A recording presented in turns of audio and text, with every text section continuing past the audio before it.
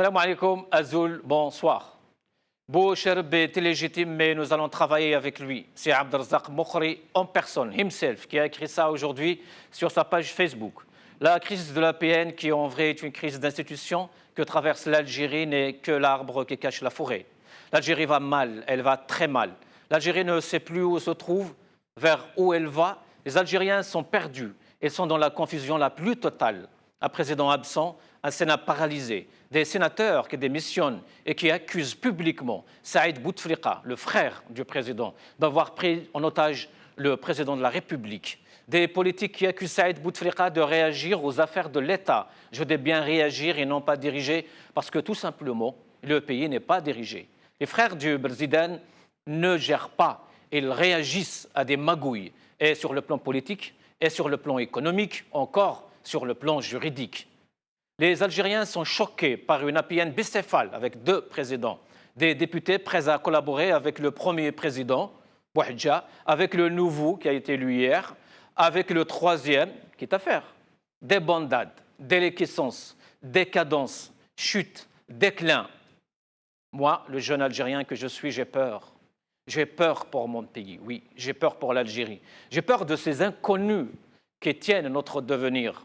Nous avons besoin de connaître notre président, un président, le voir parler, le voir bouger, le voir capable de se déplacer à l'APN, s'adresser à la nation de ce joli perchoir, rassurer notre jeunesse qui brave chaque jour la Méditerranée et ses affres. Des journalistes emprisonnés, des blogueurs, des militants, des porteurs de voix libres, des généraux aussi à Adjaba, emprisonnés sans aucune information officielle, sans aucun discours officiel, la confusion la plus totale, l'opacité. Pourquoi personne n'a jugé utile d'informer ce valeureux peuple? Il est tellement patient, ce peuple, tellement bon, mais c'est une chaîne de télévision privée de droit étranger qui se charge de l'information officielle au détriment même de l'APS, Agence nationale d'information. Plus d'amateurisme que ça, tu meurs. Où va l'Algérie? Où est passé Bouteflika? Où est passé Saïd Bouteflika? Où est passé Gaïd Salah? L'histoire est là. L'histoire vous retiendra. Ce peuple vous demandera quand un jour. Vous n'avez pas le droit de jouer avec la nation, avec son destin. Vous n'avez pas le droit de chasser ce peuple. Au lieu de chasser les jeunes, chassez Bouhadja. Ou chassez Bouhadja. Partez plutôt. Saad Bouakba l'a bien dit hier. Au lieu de dissoudre l'APN, partez. Vous avez peur. Vous avez peur de 4 jeunes journalistes, de 4 blogueurs. Vous avez peur d'Ali Belhaj. Vous avez peur des chômeurs. Vous avez peur de militants politiques.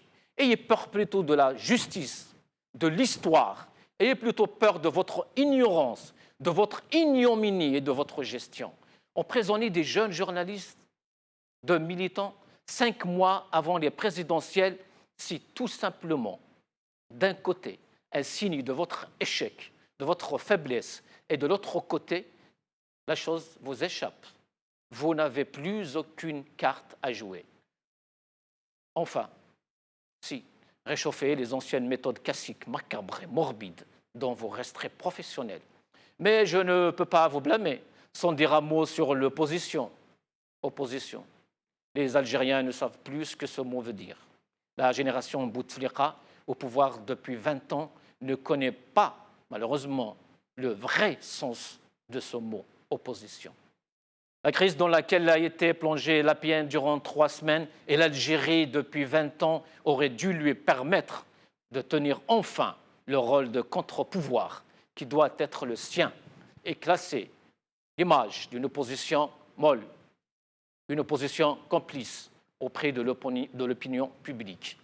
La question principale que l'on devrait tous se poser aujourd'hui, que voulons-nous faire de ce pays? Pourquoi investir dans l'échec? Pourquoi institutionnaliser légitimité? Pourquoi essayer à tout prix de dire à l'humanité qu'en Algérie, on échoue à trouver un homme qui pourrait présider le pays? Pourquoi cette opacité? Pourquoi cette clandestinité dans la gestion des affaires de l'État? L'origine de nos malheurs, ce n'est pas Bouhadja, c'est vous, messieurs les décideurs. Vous, le système, le pouvoir, le régime, vous, aujourd'hui? Courrier international, Algérie, arrestation en cascade de plusieurs journalistes. Par la rédaction, France 24, Algérie, la crise au Parlement est liée à la succession de Bouteflika. Par France 24, El Watan, quelle légitimité pour l'APN? Par Salima Tlemcani.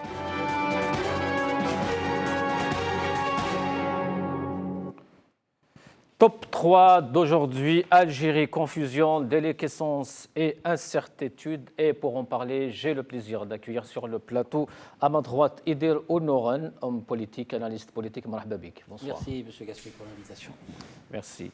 Sur ma gauche, Fatah Ben Dali, président de Jil Jadid Europe. Fatah Ben Dali, bonsoir. Bonsoir, merci pour l'invitation. Merci à vous. Et par téléphone de PAG, on aura Borhan Messir, ex-fonctionnaire international à la retraite. Monsieur Messir, bonsoir. Oui, bonsoir, Monsieur Gasmi. Salutations à vos invités et à tous les téléspectateurs d'El Maghribia. Merci, bienvenue. Idir Ounoran, que voulons-nous faire de ce pays? Bonne question. Dans votre édito, il y a eu tellement d'informations que on ne sait plus quoi dire. On peut être d'accord partiellement ou entièrement, ça c'est un autre débat. Mais c'est vrai qu'actuellement, ce qu'on peut noter, observer, c'est la déliquescence de l'État, complètement. On a eu à le dire sur le plateau plusieurs fois. La crise de l'APN est une crise, je dirais, du moins sa solution telle qu'elle a été programmée par les tenants du pouvoir, c'est anticonstitutionnel. La crise de l'APN est une conséquence. Oui, c'est une conséquence, ça paraît évident que c'est une conséquence. L'arrestation des journalistes, ce pouvoir qui se restructure de manière autoritaire et de manière violente. Je tiens à dire que le fédéral du FFS de la région de la Guadeloupe a été condamné à un an de prison. Il y a un vice-président du Congrès mondial à Mazir, M. Hossein Azam, a été interpellé ce matin. Il est en vacances pour Tunis. Il a été interpellé. Il vient d'être libéré, là, il y a une petite heure. Et par rapport à ces espaces de liberté où l'opposition est empêchée, quand je vois le Mouatana est empêché de tenir sa réunion, les partis politiques qui ne peuvent pas exercer, une presse qui ne dénonce pas, moi j'aurais souhaité que les grandes plumes de la presse, qu'elles soient d'expression arabophone ou francophone, puissent, à un moment ou à un autre, par rapport à cette situation de crise majeure, puissent additionner leur intelligence et mettre le pouvoir aussi en face de ses responsabilités. Ils ont peut-être peur aussi avec toutes ces arrestations. Ce n'est pas une histoire de peur, parce qu'à un moment donné, comme dirait l'autre, la peur n'ôte pas le danger. Mais on est des citoyens au départ. Nous devons prendre nos responsabilités. Et la plupart de ces plumes, je pense à ceux qui exercent à l'Ouatan, au Soir, à Liberté, à Al-Khabar, à tous ces journaux, je les invite à se prononcer sur un appel commun. Quand vous voyez le journaliste Chitoul qui est emprisonné, qui est malade de surcroît depuis 16 mois, et quelle loi le permet de le garder en détention? Toutes ces questions renvoient, et une opposition, je suis désolé de le dire, une opposition qui attonne et qui affonne, c'est-à-dire qu'elle ne peut pas s'exprimer. C'est toutes ces questions, et puis ça facilite. Le système, il joue sur du velours, parce que non seulement il maîtrise l'agenda, il a l'argent, il a ce qu'on appelle la force légitime de répression, ou la violence légitime de répression, comme dirait Weber, et c'est toutes ces questions-là. Qu'est-ce que l'opposition va lui opposer pour le moment? Tout est à reconstruire ou à construire. Monsieur Fatah Ben Dali, pourquoi ce pouvoir justement investi dans l'échec comme ça, échec après échec? Pourquoi ils n'apprennent pas des leçons, ils ne retirent rien? Parce que ça ne les dérange pas. De toute manière, vous avez évoqué la crise de l'APN, qui n'est rien d'autre qu'une crise parmi d'autres. Si on veut creuser un peu le dossier ou le volet institutionnel de l'Algérie, quelle que soit l'institution qu'on aborde, on trouvera des lacunes. À commencer par la légitimité initiale. Cette APN d'aujourd'hui, elle n'a pas plus de légitimité que celle qui a été, entre guillemets, élue avec le taux d'abstention qu'on a connu, ou plutôt le taux de non-participation qui a été évoqué et qu'on avait débattu à plusieurs reprises. Donc, qu'il y ait cette crise aujourd'hui, un an et demi après, ou pas, ce n'est pas vraiment l'événement.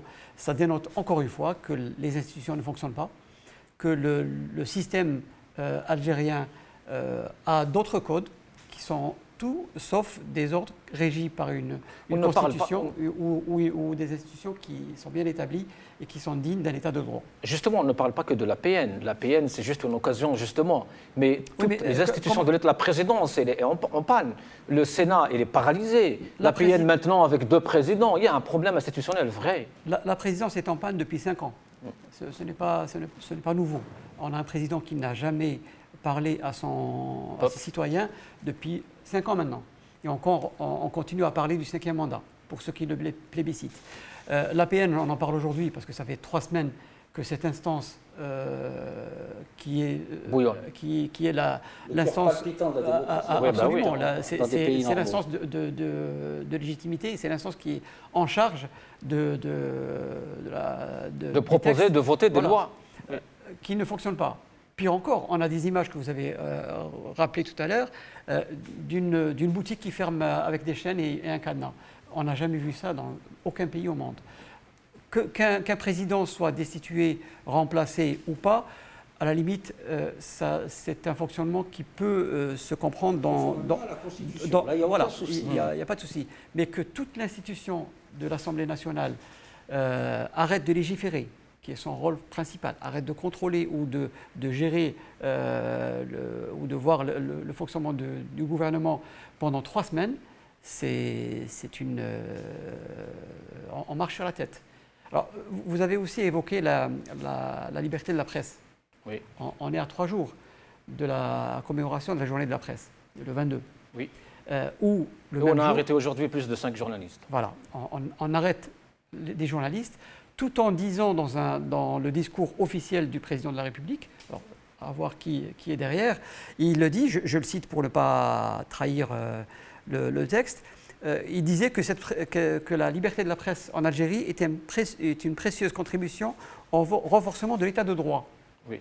Protégé par Dieu, par la loi et par l'État. Et il dit aux journalistes, en s'adressant à eux, dans ces textes, vous êtes les vigiles de la République, c'est vous. De quoi on parle? Ou de qui se moque-t-on? Plutôt. Voilà. Donc, vous voyez, on dit la chose et son contraire, sans que ça gêne autrement, et on continue toujours dans... je vous donnerai la main. Ça ne gêne pas l'opposition, vous voulez dire? Ça ne gêne pas le peuple? Ça gêne l'opposition, mais après, vous avez aussi évoqué l'opposition qui est molle, c'est les termes de l'édito, qui est complice. Mais il faut savoir aussi de quelle opposition on parle. Est-ce qu'on parle de l'opposition qui est constituée des satellites du pouvoir qui sont à la merci du mangeoire ou du râtelier du système? Pour moi, ce n'est pas l'opposition, en tout cas. Si vous parlez de l'opposition de la vraie, à mes yeux, qui apporte une autre vision, qui apporte une alternative et qui veut faire entendre aux Algériens une autre issue, celle-là, elle est interdite de médias. Vous l'avez tous constaté.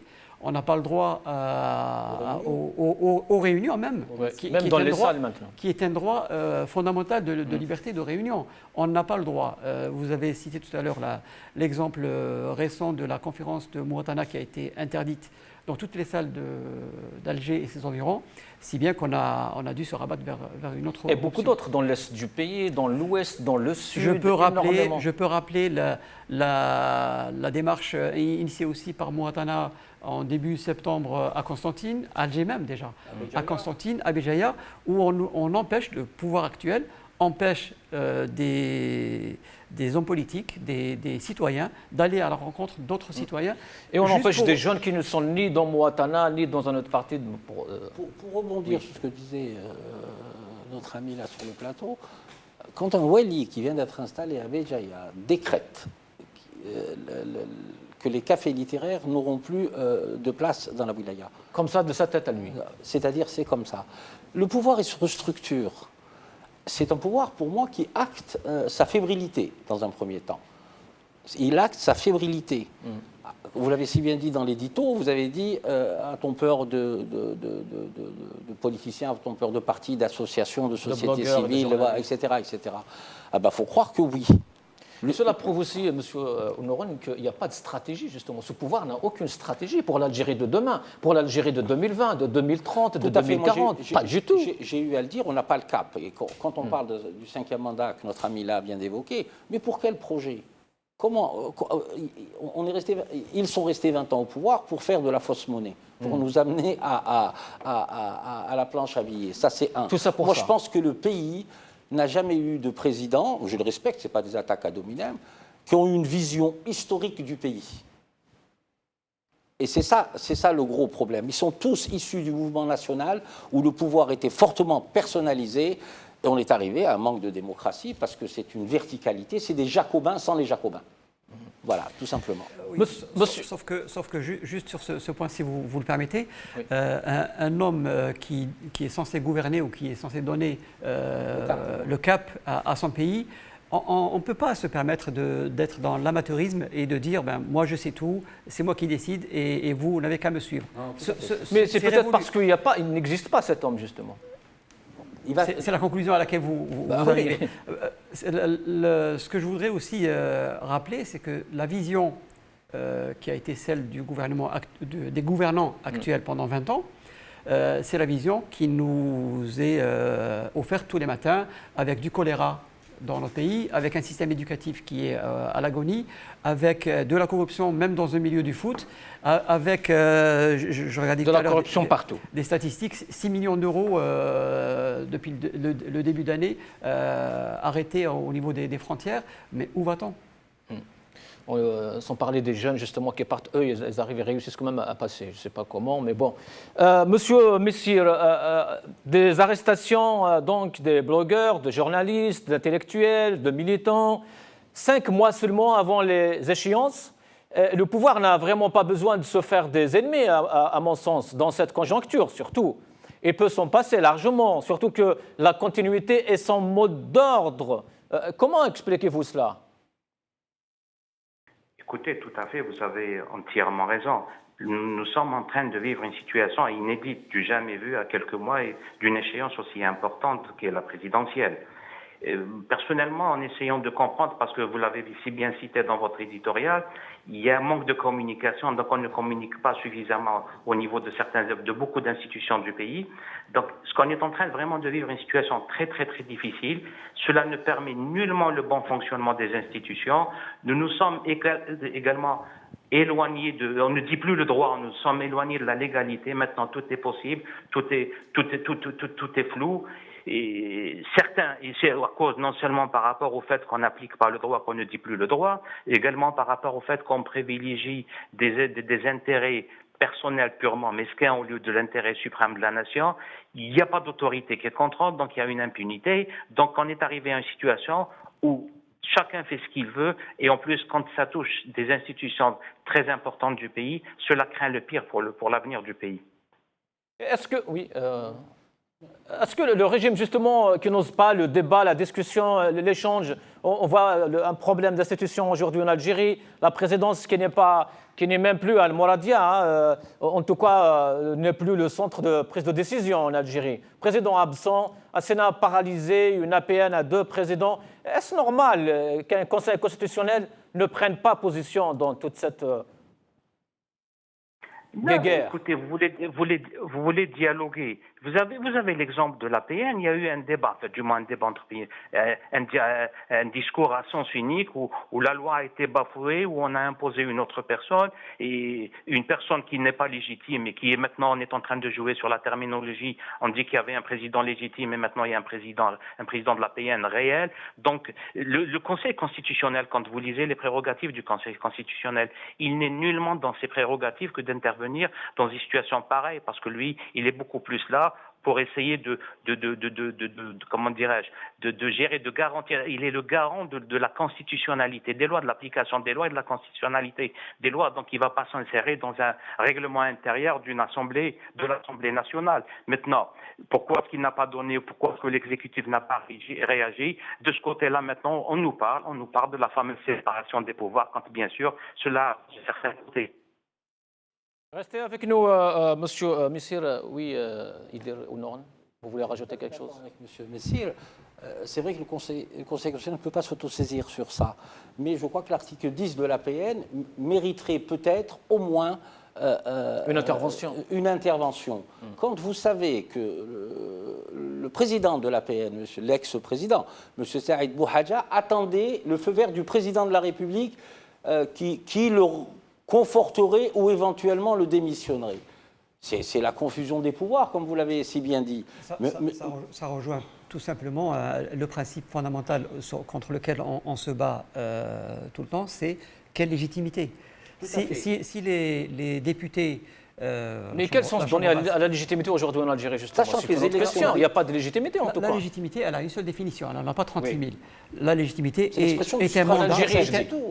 Mais je parle de la légitimité telle qu'elle est. Oui. C'est un mandat qui est donné par le peuple vers des députés ou vers un président à partir d'un suffrage universel. Le peuple n'a pas voté. Les dernières élections ont donné 10% de participation. Les élections, on sait ce que ça a donné. Donc déjà, à l'origine, on a cette crise de légitimité à la base. Maintenant, rajouter des crises supplémentaires par rapport à une destitution d'un président plutôt qu'un autre ne change pas grand-chose à l'affaire, je dirais. Voilà. Après, vous avez aussi interrogé sur le Conseil constitutionnel. Si on avait eu malheureusement un véritable Conseil constitutionnel, il se serait prononcé déjà en 2014 pour délégitimer ou pour annuler l'élection présidentielle, sachant que le président n'était pas en mesure et dans des conditions physiques d'exercer ses missions. Voilà. Déjà en 2014. Donc de là à ce qu'il s'initie ou qu'il intervienne dans Donc les on est bien affaires d'accord que la crise institutionnelle touche aussi le Conseil constitutionnel. Elle touche toutes les institutions, on est Voilà. bien d'accord. C'est ce que je voulais... Parce que même au niveau de la Constitution, quand vous voyez le pouvoir de l'exécutif, le président, dans son article 84, je pense, il incarne la nation à l'intérieur et à l'extérieur.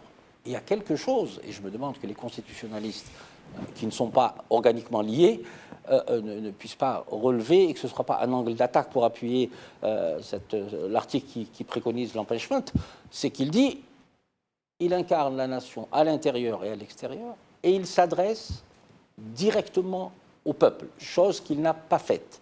Est-ce que ce sera un élément juridique qui fonderait à demander ce que votre parti et d'autres demandent, quoi. Ça, c'est important. Mais, Monsieur Noran, pourquoi le pouvoir a peur justement de cas de journalistes, des blogueurs, justement? Il est en train d'envoyer des alertes, tout simplement. Il est en train de mettre psychologiquement les populations sous une espèce d'étreinte en disant c'est nous. Mais là où il se trompe, c'est que, vous l'avez si bien dit dans l'édito, et je crois que M. Bendali l'a dit, les centres de décision sont multiples. Moi, je l'ai toujours dit, le pouvoir présidentiel n'est pas incarné.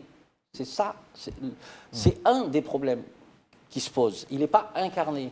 Il est incarné un chef de gouvernement qu'on n'entend pas. On n'entend pas, à part sur la crise de la peine, il s'est prononcé, je ne sais même pas s'il s'est prononcé en tant que secrétaire général du RND ou en tant que chef du gouvernement. Ça, c'est la double casquette, ce n'est pas admissible.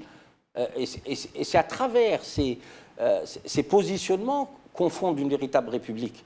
C'est-à-dire, il y a des usages. Il faut qu'on crée des traditions.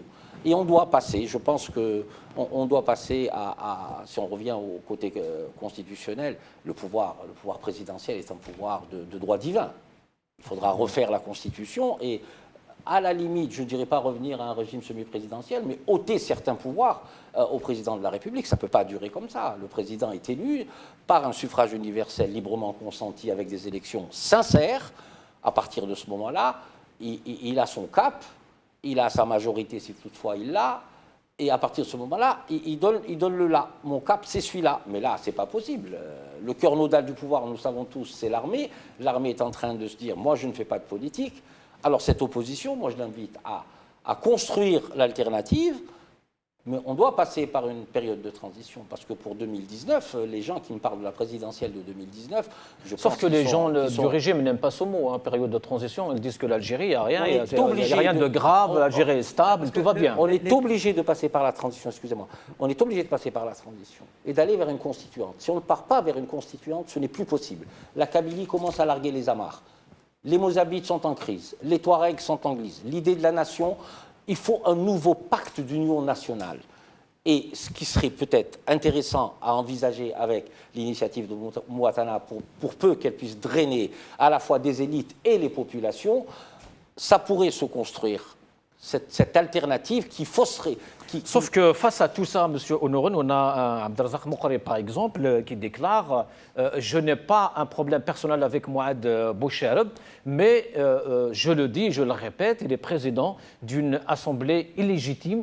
Et notre rapport avec une assemblée sans légitimité sera un rapport avec le fait accompli. C'est un président de parti politique qui dit ça. Qui a participé aux élections et qui a des députés au sein de cette assemblée. Donc, où est la cohérence chez ce monsieur-là qui dit qu'elle est légitime alors qu'il lui-même a des membres de son parti au sein de cette assemblée? C'est pour ça que je disais, face à cette situation, à tout ce marasme, justement, on a une classe politique qui dit n'importe quoi. Vous savez, le cœur, enfin, notre cœur du problème en Algérie, c'est d'abord l'état de droit. Qu'il y ait une crise à l'APN, qu'il y ait une crise au Conseil constitutionnel ou ailleurs, à la limite, les textes sont là.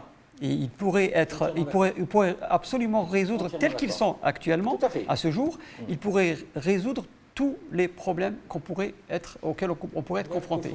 Le problème, c'est qu'à partir du moment où personne ne respecte les textes, qu'ils soient la Constitution, les textes régissant l'APN, le Conseil constitutionnel, etc., personne ne les respecte. Pire encore. Mais parce que personne ne respecte la séparation des pouvoirs non plus. Quand on voit, vous vous rappelez tous de la déclaration de Bouhadja, il a dit moi je suis là parce que le président m'a mis ici et je pars si le président me le demande. Oui, à la limite, il y a eu peut-être le lien organique entre M. Bouteflika, président du FLN, etc., mais c'est une maladresse extraordinaire. C'est révélateur, c'est révélateur. Oui, tout à fait, évidemment. C'est pire qu'une maladresse, à la limite. Je rejoins M. Ben Ali quand il dit que les textes actuels auraient pu gérer cette crise. Mais en tant que citoyen algérien, on ne peut pas être l'otage d'une crise organique, politique ou carrément personnelle entre M. Oudabès et M. Saïd Bouhadja. C'est là où on marche sur notre tête, comme vous l'avez dit. Et surtout, c'est que, à mon sens, à mon modeste niveau, je dis que le pouvoir a donné exactement l'image que notre pays, le pouvoir s'exerce de manière supra-institutionnelle et supra-constitutionnelle. Le véritable pouvoir s'exerce ailleurs. Mais le danger, pour le moment, à mon sens, c'est qu'il y a plusieurs centres de décision. Parce que jamais, au grand jamais, on aurait eu ce type de crise et ce type de crispation si la présidence de la République était incarnée dans une espèce de verticalité, quel que soit le président, que ce soit clair. Mais pour moi, il y a plusieurs centres de décision et les dés ne sont pas encore joués pour 2019. Monsieur Borhan Missir, en Algérie aujourd'hui, il y a plusieurs centres de décision. Vraiment, il y a beaucoup de pouvoir. Il y a un pouvoir parallèle. Il y a une présidence parallèle. Oui, tout à fait. Vos invités l'ont très bien signalé. Écoutez, quand on s'éloigne de l'application du droit, nos textes, que ce soit la Constitution, que ce soit les différentes lois organiques, que ce soit les décrets, que ce soit les petits textes réglementaires, sont très bien faits. On arrive à des situations de blocage, on arrive à des crises institutionnelles quand on s'éloigne des textes. Donc on essaie de nager ou bien on essaie de marcher dans une jungle. On s'est éloigné des textes, qu'on applique les textes, qu'il y ait, parce que les textes sont clairs. Vous prenez que ce soit la Constitution, par exemple le cas de l'APN, vous prenez la Constitution, vous prenez la loi organique qui régit le fonctionnement de l'APN et sa relation avec le gouvernement. Vous prenez le règlement intérieur de l'APN. Tout est clair. Quand on s'est éloigné de ces textes-là, maintenant, tout ce qui va venir, c'est vraiment, maintenant, c'est la boucle. On a bouclé la boucle maintenant avec cette crise de l'APN. Maintenant, tout ce qui va venir, c'est pas la peine de dire que c'est légal ou c'est pas légal. Ça devient du normal, comme on dit chez nous. Maintenant, pour pouvoir gérer cette situation, pour essayer de voir, parce que le vrai problème du citoyen algérien, c'est ces problèmes socio-professionnels. C'est la violence qui est en train de reprendre carrément dans le pays. Maintenant, on n'est plus à l'abri. Il y a des actes de violence un peu partout. En plus de ce flou politique. Beaucoup d'événements sont venus s'y greffer. Vous avez l'affaire de la cocaïne, vous avez l'affaire des limogeages, l'affaire de la violence, comme je l'ai dit tout à l'heure, cette crise du Parlement, vous avez l'arrestation également des journalistes. Bref, nous vivons vraiment des moments très très difficiles et on se pose maintenant la question, comment se fait-il à 4 ou 5 mois des élections présidentielles, on est arrivé à cette situation? Est-ce qu'on veut, au-delà de cette action, est-ce qu'on veut prolonger le mandat? Est-ce qu'on veut créer une crise institutionnelle pour pouvoir annuler ou plus ou moins reporter les élections présidentielles? Vraiment, il y a toute une série de questions parce que tant que de l'autre côté, il n'y a pas de communication, actuellement, personnellement, je suis en train de faire de la spéculation et j'essaye de comprendre entre les lignes. Oui, mais M. Bourhan Missir, justement, parlons de ce citoyen, du peuple algérien aujourd'hui. Est-ce que c'est vrai, comme disaient, je ne sais pas, quelques observateurs, que le peuple algérien est démissionnaire? C'est quand même son avenir qui est en jeu aujourd'hui, le peuple algérien. Est-ce qu'il y a deux Algéries? Est-ce qu'on peut parler de deux Algéries aujourd'hui? L'Algérie d'en haut, l'Algérie du peuple? Je ne sais pas, c'est quand même, il y a une confusion là-dessus. Oui, il est démissionnaire. Il ne s'intéresse plus à la politique, il est démissionnaire. Quand il voit une institution qui est censée légiférer, qui est censée contrôler l'action de l'exécutif, quand il voit cette institution elle-même qui piétine la Constitution, ben écoutez, il ne peut être que démissionnaire, il ne peut que s'éloigner de la politique, en qui faire confiance. Et d'autant plus, il n'y a pas d'autorité, il n'y a pas comment dirais-je, de parti qui puisse plus ou moins réagir et plus ou moins recadrer les mauvaises actions. Il n'y a personne de ce côté par rapport à ceux qui sont en bas, par rapport aux instances qui sont censées contrôler et plus ou moins essayer de baliser le terrain, garantir et se porter garant par rapport à l'application des lois. Le citoyen est perdu maintenant. Le citoyen, il est dans sa propre situation, il a des problèmes au niveau des problèmes sociétaux, des problèmes économiques, il a des problèmes au niveau des différents emplois qu'il occupe, où là il est au chômage, ou là, comme vous l'avez dit, il est en train de prendre des barques, des jeunes qui sont en train de prendre des barques et carrément partir à l'étranger. Restez avec nous, Monsieur Bourhan. Oui. Je voulais dire que c'est au-delà de la crise économique, au-delà on n'a pas de cap économique. On est arrivé à la planche à billets. Oui, il nous faut faire un bilan moral d'abord, un bilan financier, un bilan politique. Quel événement ou quelle grande décision sociétale a été mise en place? Comment se fait-il que le pouvoir n'a pas pris conscience pour émanciper nos populations, pour les amener à la politique? Est-ce que ça a un rapport avec l'absence de l'État? Je ne dirais pas qu'il y a l'absence de l'État. Là, à la limite, moi j'aimerais, je ne suis pas fonctionnaire, mais bon, moi je salue les fonctionnaires qui maintiennent un peu, qui est sous-directeur, qui est directeur, qui est enseignant, qui permet au pays de rester un peu debout. Mais à un moment ou à un autre, ce système, il doit partir. C'est la seule problématique qu'on a en face de nous. Ce n'est pas les partis politiques, à la limite, qui sont dans l'alliance présidentielle. Quand on voit que l'opposition, je l'ai dit plusieurs fois, elle n'est plus incarnée non plus. Elle est incarnée par des personnages, mais il n'y a pas d'appareil derrière, il n'y a pas de société civile derrière, et le pouvoir fait tout. Mais est-ce que vous pouvez me répondre? Là, je vous rejoins. Oui. Est-ce que vous pouvez me répondre clairement? Bien sûr. Où est passée l'opposition? Et la peur de quoi? Pourquoi l'opposition ne parle pas comme partout dans le monde? Moi, je peux vous dire, l'opposition, à part ceux qui ont quelques députés et quelques élus qui payent leurs cotisations au niveau des partis, elles sont liées elles sont exactement pieds et poings liés matériellement. Et la plupart, moi j'ai été militant de partis politiques, et je peux vous dire qu'on était notre poche. Hein. Ça c'est un. Deuxièmement, à Alger, vous n'avez pas le droit de manifester. Pour louer une salle, un groupement de partis avec quand même des personnalités nationales, comme Sofiane Djilali, Assoul, Benouari, Madame Bouraoui, voilà, et quelques autres, on leur interdit une salle. Mais au nom de quoi? Au nom de... Par contre, leur réaction, je suis désolé, je la trouve au-delà du commentaire, je la trouve molle. Monsieur Nouran, est-ce que l'opposition, par exemple, a condamné ce geste? L'interdiction des manifestations de Mouattana, par exemple. Est-ce que ça a été condamné par l'opposition, par les autres partis? Absolument, parce qu'on est concernés. Donc on est les premiers. Des autres partis qui nous auraient apporté leur soutien. Ils sont inaudibles. Pour moi, ce n'est pas de l'opposition. Non, ils l'ont fait ou pas? Ils ne l'ont pas fait. Non, moi je ne pense pas qu'ils l'aient fait. Ils ne l'ont pas fait. Et ils ne le font pas parce que ça les arrange pas. Ça va faire de l'ombre à leur position pseudo d'opposition. si bien qu'ils ne se considèrent pas dans la même dynamique et la même position. Mouattana a des difficultés, on l'avait évoqué tout à l'heure, et elle en aura encore. Le chemin n'est pas encore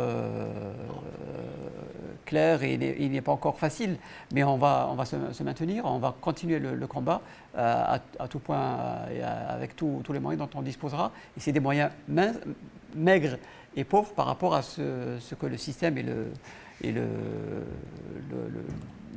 les dirigeants disposent, comme moyen de répression, comme moyen d'intimidation, comme moyen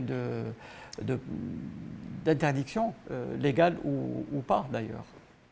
Vous avez évoqué aussi, je me permets de revenir sur la place du peuple et du citoyen algérien.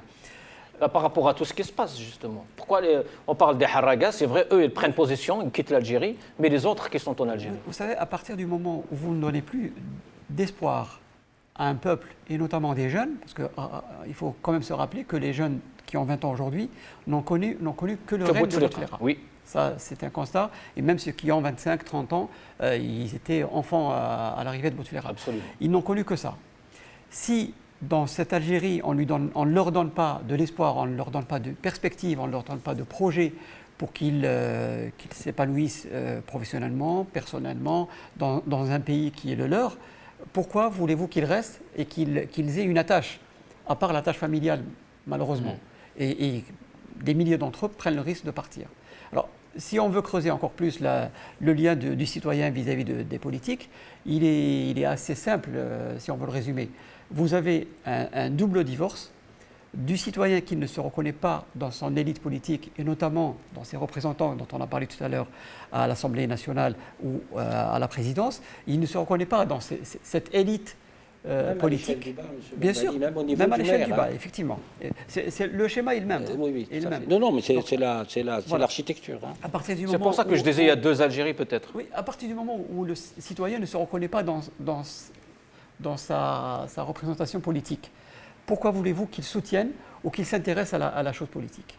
Et inversement, l'élu, qu'il soit au niveau communal, de wilaya ou à l'Assemblée nationale, il sait très bien que ce n'est pas un mandat du peuple qu'il a eu et qu'il a été là parce qu'il a fourni Shkara, et ça, ce n'est pas un secret. Pas pour toutes les élections, mais un peu moins visible au niveau des APC et des API quand même.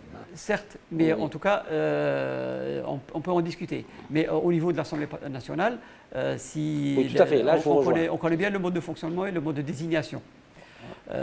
Si bien que celui qui est élu, entre guillemets élu ou désigné à l'Assemblée nationale, il ne reconnaît pas le citoyen qui l'a élu. Pourquoi il lui serait redevable ou il serait comptable vis-à-vis de ses gestes et de ses actes ou de son action politique vis-à-vis de ce citoyen? Alors qu'il n'y a pas de lien. Si on faisait simplement une enquête par rapport aux députés et aux sénateurs qui sont les élus des territoires, parce qu'ils sont élus par les maires et par les élus dans les APC et les APOI, je me demande combien d'entre eux ont une permanence électorale, c'est-à-dire post-élection. Aucun, très peu. Il n'y a pas ou alors d'ancrage très peu. Moi j'en connais deux ou trois qui ont leur permanence. Mais bon, c'est pour ça justement que le peuple les rejette. On a parlé de la crise de l'APN, de la crise de la présidence qui n'est pas incarnée. Du Sénat aussi. Que les centres de décision ne sont pas clairement identifiés, qui est à la manœuvre, quel est le fondé de pouvoir du président de la République, vous l'avez dit dans l'édito. Mais quand vous voyez une institution comme le CNES, qui est chargée de faire ses rapports de conjoncture, ça fait 2-3 ans, on ne les entend plus. Quand vous voyez une Cour des comptes qui doit s'autosaisir pour, diagnostiquer, contrôler les principales signatures publiques, les agences nationales des barrages, des autoroutes, l'agence téléphonique, les banques, les grandes signatures publiques, Sonelgaz, Sonatrach, c'est leur rôle aussi. Et ça ne se fait pas. Donc c'est toute cette opacité, c'est une mauvaise gouvernance. Et on s'est offusqué que le Fonds mondial envoie des émissaires il y a quelques mois en Algérie pour mettre le doigt sur certains dysfonctionnements. Tout à fait, voilà. entre autres. Voilà. Mais c'est toutes ces questions qui ramassées nous donnent vraiment de la... Moi, je pense aux jeunes, vous les avez cités. On n'a pas capté leur demande sociale, on n'a pas capté leur demande culturelle, comme vous l'avez dit. Eux ont pris le risque. Eux il faut à la fois, enfin moi je le sens comme ça, et il faut exprimer la rupture définitive. Et une rupture, excusez-moi, pas simplement dans les mécanismes, hein, une rupture idéologique avec le système. Idéologique, c'est-à-dire l'arabo-islamisme, cette démagogie religieuse. Toutes ces questions doivent être mises sur la table et en discuter par une constituante. Sans ça, on n'y arrivera jamais. Et j'ai bien peur que, moi je l'ai dit et je l'assume, le 5e mandat, pour moi, pose un problème de sécurité nationale. Dans quel sens? Dans le sens où un président qui n'incarne pas le pays, des centres de décision, qui va décider? Il est comptable devant qui? Devant les institutions? Non. Il est comptable devant le peuple? Oui. Mais qui peut lui dire? Ah non, moi je pense qu'on risque d'avoir de gros problèmes. Monsieur Borhan Missir, on a vu donc des journalistes arrêtés, des blogueurs, une histoire quand même un peu pas tout à fait transparente, mais les partis politiques, les déclarations, les hommes de droit, on n'a pas eu vraiment beaucoup de réactions par rapport à ça. Ben écoutez, pour qu'il y ait réaction, il faut qu'il y ait déjà communication de l'information. Il faut qu'on sache exactement quels sont les griefs qui sont retenus à l'encontre de ces journalistes. Donc des gens qui ont été arrêtés. Monsieur Missir, en tout cas, on n'a qu'une chaîne télévision privée, on la connaît tous, qui fait un peu l'organe officiel de la présidence ou des gens du régime. Écoutez, cette chaîne-là peut balancer l'information qu'elle veut, mais quand il y a un parquet, il y a une direction au niveau de la DGSN, une direction au niveau de la gendarmerie. Donc il y a des sites plus ou moins officiels et des institutions officielles qui puissent communiquer déjà. Pour pouvoir réagir, il faut savoir ce qui est reproché à ces gens-là. On ne le sait pas. Donc par rapport à ça, rien que par rapport à ça, les partis politiques ne sont pas vraiment à blâmer entre guillemets. Hein. Parce qu'au niveau des partis politiques de l'opposition, moi j'essaie à chaque fois de le dire, il y a des partis de l'opposition qui sont intrasés à l'intérieur du système et ceux qui sont à l'extérieur du système. Maintenant, si vous parlez de ceux qui sont à l'intérieur du système, il ne va pas y avoir de réaction même s'il y a une bonne communication. Par rapport aux autres, il faut attendre la communication officielle et savoir quels sont les griefs qui sont reprochés à ces journalistes.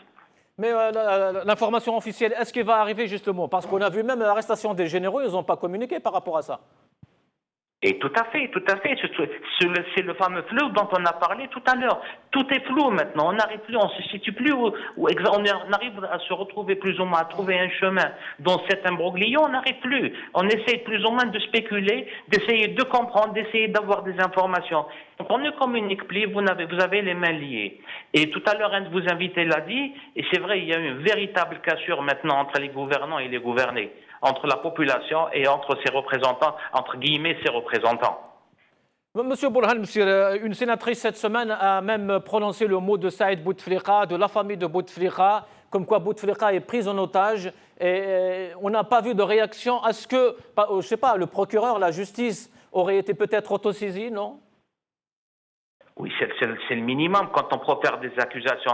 Même si on est sénateur, même si on est député, c'est vrai qu'on bénéficie de l'immunité, mais l'immunité dans le cadre de l'exercice de ses mandats, c'est-à-dire tout ce qui se passe à l'intérieur de la PN, pas ce qui vient de l'extérieur quand il y a des déclarations ou quand il y a des accusations pareilles. Mais vous ne risquez pas d'avoir un parquet qui s'autosaisit. Il ne s'autosaisit que par rapport à des situations ou par rapport à des choses qu'on lui demande de faire. Restez avec nous, monsieur Missir. Je rejoins un petit peu ce que dit monsieur Moussir, oui. En disant les institutions, elles ne s'autorégulent pas par le droit.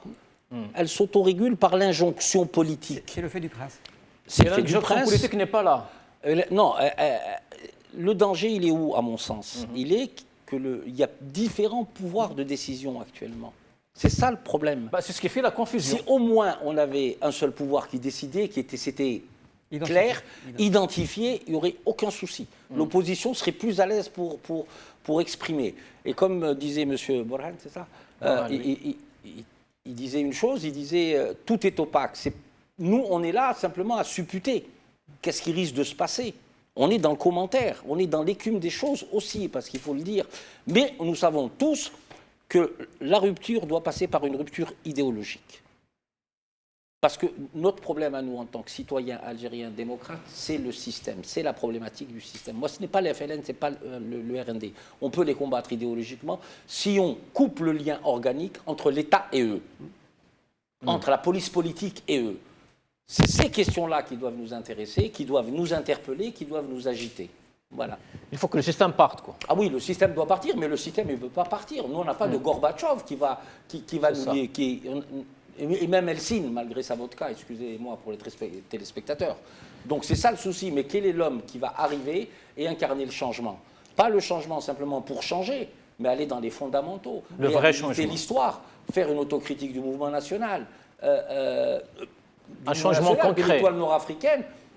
Ce qui se passe à l'APN, évidemment à des échelles infinitésimales, mais c'est à peu près le coup d'État de Tripoli, c'est à peu près le coup d'État, le putsch de l'Atlas. Ouais. C'est ces questions-là qu'il faut voir. Donc il y a une tradition violente. Quand vous voyez M. Hamel s'exprimer, je suis désolé de revenir là-dessus, quand il prononce sa fameuse phrase où il dit pour lutter contre la faut être propre. Mais jamais le système n'a eu à externaliser ces crises. Quand il y avait des crises internes au système... Bouadja a des pires hier. Il a dit que la justice en Algérie, en tout cas, ne sert absolument à rien. Absolument, oui, tout Oui, à fait. le problème, c'est quand le système a des crises, pour d'infinies raisons, des crises qui leur sont propres, qu'est-ce qu'ils font? Ils arrivent toujours à cette espèce de neutralité positive, et ça n'est jamais externalisé. Et là, ça s'est externalisé avec d'autres mesures, avec le limogeage des chefs de région, après l'incarcération. Alors, quand on parle de main propre, à quand les civils aussi? Cette bourgeoisie comprador, toutes ces questions-là qui peut redonner de l'espérance au peuple. C'est toutes ces questions-là, c'est kafkaïen, M. Gassimi. Fatah Beldali, justement, comme je disais à Bourhan Missir, donc le nom de Saïd Bouteflika a été soulevé cette semaine, mais il y a Saïd Bouteflika. Où est passé Bouteflika? Où est passé Gaïd Salah? Plus personne ne parle au nom de la République, vraiment. La PN, il y a 2 présidents, c'est n'importe quoi.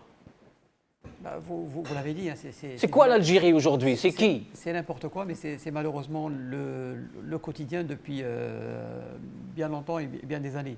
Ce n'est pas un épisode, nous ne sommes plus à un épisode près. Maintenant, ce qu'il faudrait peut-être, avec une vision un peu plus optimiste et un peu plus positive vers l'avenir, ce qu'il faudrait voir aussi, c'est que ce système n'est plus dans son environnement de confiance ou de confort plutôt, qu'il a eu dans le passé. Le 4e mandat, on avait dit aussi le même constat, mais 5 ans après, ou 4 ans et demi après, ce système n'est plus dans les mêmes conditions qu'il avait il y a 4 ans. L'évolution. Absolument. Oui, mais c'est encore pire, ce système est en train de perdurer sans même un président. Alors, je ne sais pas comment.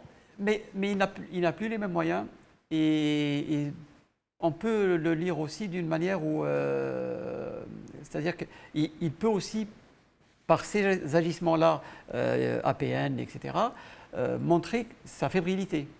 Et c'est une réalité. Sinon, on n'aurait jamais vu transcender des instances comme ça. Le président Valide, ça ne serait jamais passé. Absolument. Absolument. C'est pour ça que je dis que le pouvoir n'est pas incarné. C'est des signaux, si on les analyse avec un peu plus de recul, témoignent bien d'une déliquescence, mais aussi d'une fébrilité. Parce qu'il y a des échéances qui approchent. Et d'un échec? C'est probablement d'un échec, ou en tout cas, on n'est plus dans la même garantie. Il y a quelques mois, tout le monde parlait du 5e mandat comme si c'était acté ou même acquis, à commencer par les tenants même du Sérail, du FLN, Ould Abbas et compagnie. Ah bah oui, il continue à dire la 5e mandat. Oui. Ould Abbas, à le croire hier, il parlait encore de la continuité. Oui, il y a eu une petite dérive sémantique où il parlait de continuité. Voilà. Oui, ça ouvre les portes. Ça, depuis un mois. Exactement. Peut-être qu'ils vont peut-être changer un peu ou redresser un peu leur vision. Mais le contexte est tel que le discours qu'il tenait pour le 4e mandat ne peut plus être tenu sous la même forme pour le 5e. On a parlé des journalistes qui se font arrêter. Là aussi, c'est un signe de fébrilité. Parce que sinon, pourquoi un pouvoir qui aurait... Beaucoup diraient que c'est une affaire que c'est juste une diversion de la part du pouvoir. Non, on peut pas aller. Les journalistes arrêtés par-ci, arrêtés par-là, créer des petites crises. Une diversion, c'est trop gros pour que ce soit qu'une diversion. Un pouvoir qui a toute sa légitimité, encore une fois, et toute sa force, ne s'amuserait pas à avoir juste... Se créer des micro-crispations comme ça. C'est des parasites pour lui. On arrive à la fin de l'émission, on demande ça à Borhan Missir. Borhan Missir, est-ce qu'on peut parler justement de diversion par rapport à tout ce qui se passe et que le pouvoir, sa seule lignée, c'est justement la continuité, c'est le 5e mandat? Écoutez, si vous parlez de diversion, c'est vraiment un acte suicidaire. Moi, oui. Personnellement, eu égard à cette situation, à ce qui prévaut actuellement dans le pays, personnellement, et c'est mon avis, ce système va directement vers l'implosion. Merci, Borhan Missir. Un dernier mot? Oui, le système, je pense qu'il est en fin de course. Maintenant, ce que les véritables dirigeants du pays doivent comprendre, il vaut mieux une transition apaisée qui consolide à la fois nos frontières et nos crispations internes pour déboucher... Vous y croyez vraiment à une non, transition moi je me dis apaisée qu'à en un moment Algérie avec donné, il y a ces une gens? espèce de lucidité qui doit prévaloir et de l'amour du pays, je veux dire. C'est tout simplement ça. Sans ça, on va aller vers une catastrophe. Et moi, j'ai eu à le dire, je pense que, à mon avis, aucun corps constitué ne peut être le réceptacle des violences à venir. Ça, il faut l'intégrer aussi. Il faut mesurer aussi la démobilisation, le mal dans lequel vit la jeunesse et la société algérienne, dans cette espèce de mal-vie. Merci, Dero Nouran. Fatah Beldali, un dernier mot? Tout à fait, on ne peut que souscrire à cet appel à l'apaisement et puis à une démarche citoyenne et un éveil citoyen dans une action pacifique bien sûr, mais résolue et déterminée. Et c'est pour ça que j'invite les uns et les autres à nous rejoindre à Moatana pour marquer justement symboliquement ce ras-le-bol vis-à-vis du système ancien et vers une Algérie nouvelle et plein d'espérance effectivement et plein de projets pour l'Algérie. Si vous le permettez, juste pour rappeler à nos concitoyens et compatriotes qui sont dans la région de Marseille, dans le sud de la France, que Moatana organise une rencontre ce samedi, 27 octobre, à 14h au cours Belzance. Ils sont les bienvenus et ça sera l'occasion aussi de témoigner de cet amour et cette volonté que l'Algérie aille de mieux en mieux. Merci Fatah Beldali, merci Dero Nouran, merci à Borhan Missir, merci à vous tous. Moi, je vous invite tous à rejoindre l'Algérie et allez vous battre dans des associations, dans des partis politiques, n'est-ce pas, Monsieur Nouran? Soyez militants pour l'avenir de l'Algérie. Oui, voilà. Moatana ou choisissez quelque chose d'autre. Soyons maîtres de notre destin. Voilà, soyons maîtres de notre destin. Au revoir. Salam alaikum.